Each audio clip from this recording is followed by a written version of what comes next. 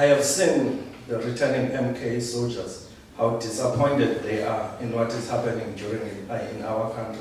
And some of them are starting to question if what they had given their life to was worth it.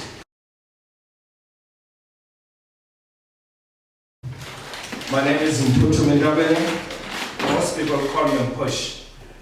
I was born actually in this region, even though I stay in Cape Town now. I was born in Queenstown, currently known as Komani, aeons ago. As Isaac said, I write historical novels. I actually prefer to call them creative history rather than historical novel. Why? Because historical facts are very important to me. And I spend a lot of time on the archives, especially of the frontier wars. But I'm not a historian. So after I feel that I have read enough, I develop opinions, of course. And then I set aside the historical facts. And then I try to think through the history and how it affects us now. So I'm much more interested in the emotional truth of the historical facts rather than the historical facts themselves, which is why I prefer to call them creative history, what I do. So to save you from the monotony of my voice for the next 20 years, I decided to use a little bit of a clip of an interview I did with David Atwell. Some of you might know him because he's a very renowned literary scholar in South Africa. And also, again, because this book, don't ask me why I did to do that. The protagonist of this book is also a female. So I decided to appropriate the female voice. When I was using that voice on my head, I used my daughter's voice so that I could get it right. I hope those who read the books or those who will read the books will feel that I did not add that, which is all you want to do, because as a creative writer, you want to imagine the other without stereotyping them. So I feel that we can be whatever, we can write about whatever we do. We shouldn't be afraid of appropriating other people's story. That is what creative writing is all about. But the most important thing, you must write with empathy when you're writing about another. But perhaps what I can do is to first introduce you what the book is all about. It's called The Wanderers. The reason why it's called The Wanderers is because it is partly a history of the people in South Africa we call Amamfengu, which is part of my own tribe. So I was trying to get into that story to understand how in historical books most of the time you are told that they were fleeing Mphuthumi wars in the KZN, and then they reached the Eastern Cape as blighted wanderers, which is without anything, which is why they are called Amamfengu. But the story, of course, is a little bit much more complex than that, because the so-called Amamfengu had been coming into the Eastern Cape way before the Shaka Wars of the Mphuthumi Wars. So perhaps when you read the book, you will understand why I call that. But the second reason why I call this The Wanderers is because I am talking about a man who joined the ANC in exile. And he basically was stationed in Tanzania. And that is where he died, in Tanzania. And I don't think I'll be spoiling the book if I tell you that he died of AIDS. I grew up during the AIDS pandemic, and I feel that in South Africa we never actually talked about that pandemic. So I wanted to address that pandemic. But the part also you will hear now being read, it's his daughter trying to find him in Tanzania. And then his daughter also has just lost her mother, but he never knew her father. As you know, in South Africa, especially the township, the absent father is also a problem. There's a lot of absent fathers in the township scenario. So that I wanted to address that. Okay, I came now. We are ready for with the next one. Dear Mama, many of our neighbors come to visit me after school, bringing me food to eat or cook. I'm now the proverbial child that's raised by the village. I'm not complaining. Things could be worse. Still, I feel so isolated from them, alone. The feeling makes me sad. I don't know how to make myself interested in their talk. I want to talk to them, thank them, laugh with them, but I don't know how. When I manage to laugh with them, I feel sad because I'm laughing while you're dead. Sometimes I feel like I'm suffocating because they all swarm around me like bees. Sometimes I feel I'm an embarrassment to everyone, like I'm disturbing their lives. All these things make me feel tired and sad. But when I try to sleep, I'm tired to fall asleep, and all I do is think how much I miss you and how tired I feel in my head. Then to make my head feel better, I think about the time you took me to East London's Bonza Beach in Beacon Bay. Do you remember it? It was raining that day and the sea was grey. You said it's a pity that the first time you see the sea is sad. I didn't care. I was surprised at how it appeared before us when we went past the forest, and how vast a thing it is. I read something in a magazine and memorized. Besides the sky, I don't know anything else with courage to test the resolve of infinity like the sea. I really like that very much. I want to be writing like that when my writing style matures. I remember on our way to East London, I thought we would see the sea from a distance, that would be green like it is on the holiday brochures or TV commercials. I thought it would announce itself from a distance, but it didn't. First there was a salt in the air, the smell of life like when I'm on my period. Then the swishing sounds of the wind. I remember you told me that's the reason our class called the area a quick queen, which whites simplified to Quickney when they couldn't pronounce the name. And then the green river of Nahoni snaked into the sea. White people called it Nahoni. Then suddenly, beyond the forested sand hills, the sea in her vastness as only the ocean can be, ebbing and flowing, panting with ancient effort. It stunned me into silence. The expanse of the sea dwarfs the land. I thought to myself, remember you said the sea is God's heart in the world, that it draws out all dirt to purify the world, that in the end all things go to the sea. Remember I ran along the ebbing and flowing of the water screaming, the sea, the sea, the sea. And you asked me not to rush. Please remember. You said I must first dip my feet in the sea and feel its temperature. I hesitated. Then you went before me. How is the temperature of the sea, Mommy? Thank you. Yeah, and so I just wanted to give you the taste of the book and how it reads, because often when I tell these things, I prefer to do that, to get a sample of the book so that I can understand it better. And another thing about this book is that it was written under another pandemic. So we were under the COVID pandemic. And so it was easy to me to, if you like, to get into that fog of the fear that we had during the other pandemics, the AIDS and all those things. And again, this is going to sound as if this is a sad book.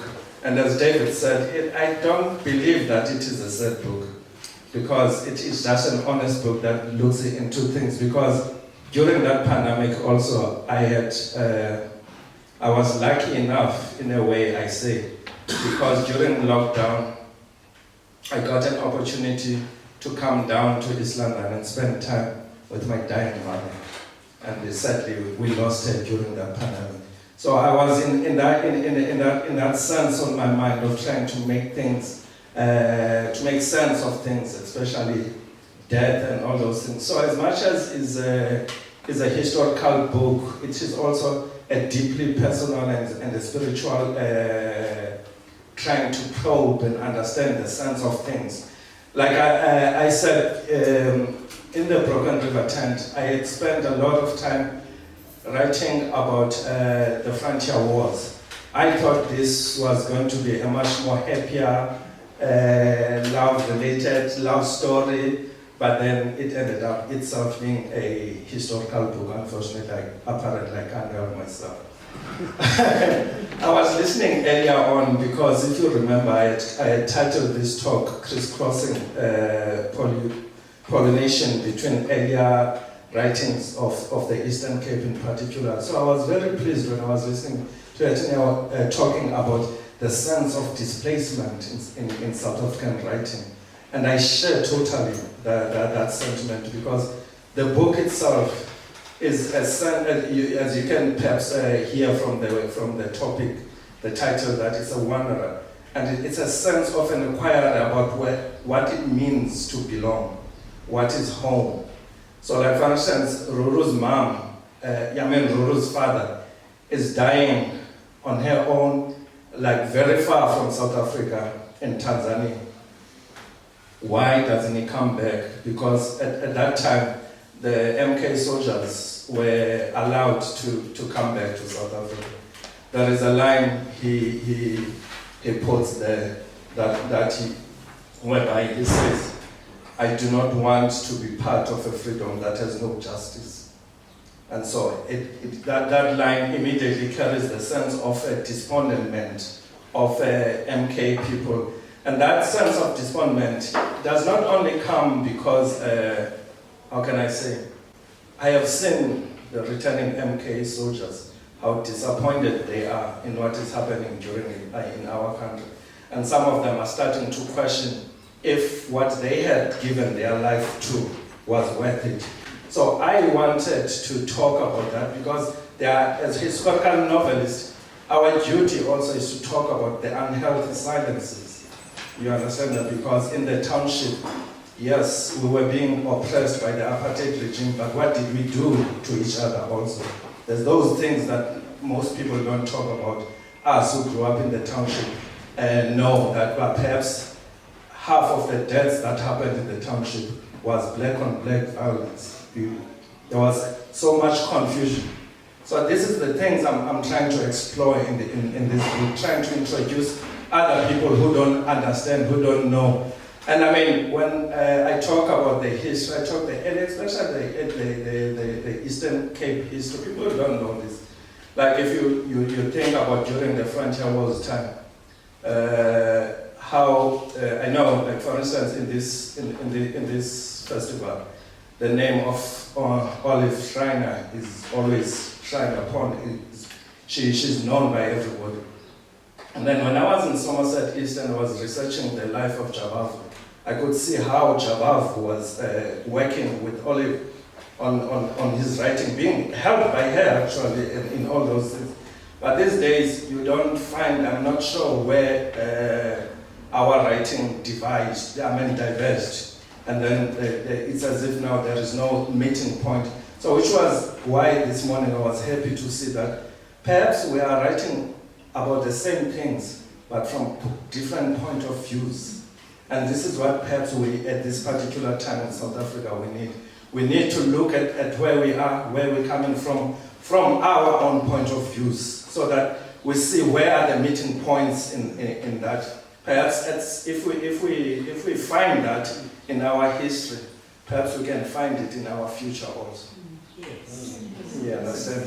So that was the basically the point of this book. I was kind of how you call it? There's another term you actually said again. In South Africa, a novel is a vehicle of historiography. There's a lot of we can't escape history in South Africa. It's almost impossible to write about only the flowers and love without getting into the nitty-gritties of our history. But I was very particularly self-aware that I want to write a post-political novel. You understand? Even if I am thinking about history, but I didn't want to politicize it. I wanted to personalize it, the history, if you know what I mean. So that is my, actually, what I'm trying to do when I say I write about history as a creative history, rather than, because this name these days of a historical novel is very abused, unfortunately. Because there's a sense of other historical novels, perhaps people take one event in history and then they use that event to build a plot, and then sometimes the plot is not true to the historical facts, I don't like that. It's because I don't think it's fair to people who don't know history. I think even if you are writing fiction, fiction must be informed by facts for you to call it a historical novel. Because a historical novel itself is still a novel. But what you do, you inform your imagination with facts first, and then you never betray the integrity of those historical facts. Even if, as I said, but as historical novelists, we are much more interested on emotional truths of history rather than the facts themselves. I see is that looking at me. I think it's time for questions. Oh, okay. Or do I still have a little bit of time? 5 minutes. Okay, before the questions. And so, to sum up the novel, this young lady who is born in Queenstown loses her mom when she is 17. And that's the year she's writing matric. And then to cope with that, because she had never seen her own father, because her father left before she was born. And then the relatives are living somewhere in the rural areas. But then now she ends up being basically a child, a household, living in a child household, and she has to finish her matric. And then she writes these journals, these letters actually. She calls them letters to her mom, because it's whatever is happening at her, she informs her mom that this and this happens. So this is the excerpt, one of the excerpts she's telling you about, it's about that. And of course, by the time I was, you know how we writers go, how we do these things. When I was writing that part, it's the time I was in East London, because my mom was already staying in East London at Beacon Bay then. So I was writing it on the beach in Beacon Bay, so I had to insert Beacon Bay and all that stuff. But it worked out very well, because it ended up reminding me myself, because the first time I actually saw the beach, the sea, because in Queenstown we don't have a beach. So the first time I actually saw the beach was that beach in Beacon Bay. So that's why I lent my experience to her, and this is what we do sometimes. As fictional writers, we use our experiences to build up the characters that we are writing about. And then eventually it's because it's not really a plot-driven book, you know almost on the first few chapters what is going to happen. That her father has died in 1999 of AIDS. And then she goes to university in Joburg and qualifies as a medical doctor. And there's an incident during when she's working in PE that triggers a lot of things in her life, and then she decides that let me go and find out about my father, how he lived. And then she goes to Tanzania, and there she finds that her father during his last days, was living with a Rwandan common law wife. So I decided to complicate myself deliberately about making her Rwandan, because if you remember in 1994, there was euphoria in our own country. We were so happy, we were getting independence, and everybody was excited about that. And we totally missed what was happening just right up here on top of us, that people were murdering each other like that, the Rwandan genocide. So I wanted to inform myself to study the Rwandan genocide. So that is why I used her as one of the people that flew from Rwanda to Tanzania during that time. So that's the story. He himself, when he was dying, and he was the only hope he could rely on. The last thing he had in the end, when he felt his life was falling apart, he decided to write these things he calls the pillowcase, the pillow books, the pillow books. So they themselves were journal of his life. And then he had wishes that one day, perhaps the daughter that he had never met will one day read those pillow books and know who he was, at least. You understand? So this is how the book goes. It intercepts between these two journals. But then we have her own story now, which is the present day story. She tells us about that story also. I have gotten into a lot of trouble about that, because that story is told in a second voice personal. So everybody, including my publisher initially, was like, "You don't do that. You don't use the second voice." But I was like, "But let's try it. Let's try it and see if it works." And then when she read the manuscript, she said, "Actually, it works. Let's go on with it." Thank you, ladies and gentlemen.